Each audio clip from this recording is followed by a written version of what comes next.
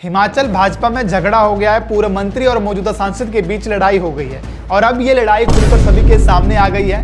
मगर इस लड़ाई में जो सबसे बड़ा आरोप लगा है वो आरोप है विश्वासघात का, भीतरघात का और गद्दारी करने का। और ये पूरा सियासी तूफान खड़ा हुआ है कांगड़ा जिला के नूरपुर में, जहां नगर परिषद का चुनाव खत्म होने के बाद अब भाजपा के अंदर ऐसी लड़ाई शुरू हो गई है जिसने पार्टी के अंदर के समीकरणों को ही सवालों के घेरे में ला दिया है। क्योंकि यहाँ मामला सिर्फ चुनाव हारने का नहीं है, बल्कि मामला यह है कि भाजपा के एक बड़े नेता ने खुलकर अपनी पार्टी के लोगों के खिलाफ भीतरघात किया है, गद्दारी की है। ऐसे आरोप जो है वो एमपी और सांसद के द्वारा लगाए गए हैं और जिन पर ये इशारे किए जा रहे हैं वो कोई छोटे मोटे नेता नहीं बल्कि भाजपा के पूर्व मंत्री राकेश पठानिया है। अब पूरी कहानी समझे।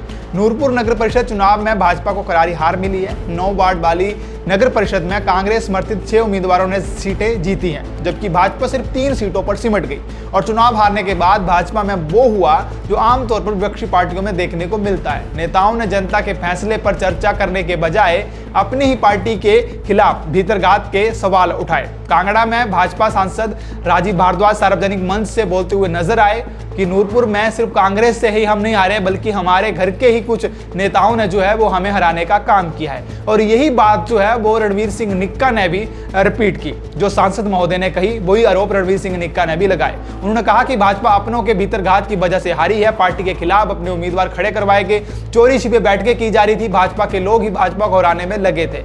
अब यहाँ सबसे दिलचस्प बात यह है कि सांसद और विधायक दोनों ने किसी का नाम नहीं लिया, लेकिन नूरपुर की राजनीति समझने वाले हर आदमी को यह समझ आ गया कि इशारा किस तरफ है। और यही वजह रही कि कुछ ही समय के बाद भाजपा के पूर्व मंत्री राकेश पठानिया ने खुद सामने आए। उन्होंने प्रेस कॉन्फ्रेंस की और अपने ऊपर लगे भीतरघात के आरोपों को सिरे से खारिज कर दिया। राकेश पठानिया ने यहां तक कह दिया कि जब मैं पूर्व में मंत्री रहा था तो उस समय रणवीर सिंह निक्का ने पार्टी के खिलाफ परिवर्तन रैली निकाली, जगह जगह अपने पोस्टर लगाए और पार्टी के खिलाफ भीतरघात किया।